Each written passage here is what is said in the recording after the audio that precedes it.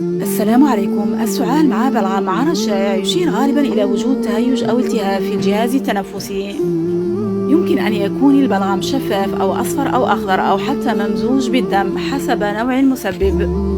والسعال مع بلغم يترافق مع نزلات البرد والأنفلونزا، التهاب الشعب الهوائية، الالتهاب الرئوي، الحساسية أو الربو، وعند المدخنين.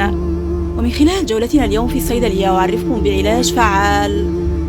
روسبان شراب طبيعي أساسه خلاصة أوراق اللبلاب الجافة، يعمل على تهدئة السعال، يساعد على طرد البلغم وتوسيع القصبات الهوائية، دون كحول، بدون سكر وبدون ملونات.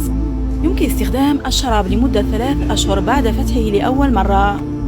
الجرعة اليومية: الأطفال دون 6 سنوات 2.5 مليلتر مرتين في اليوم، الأطفال من 6 إلى 12 سنة 5 مليلتر مرتين في اليوم، الأطفال فوق 12 سنة والكبار 5 مليلتر 3 مرات في اليوم.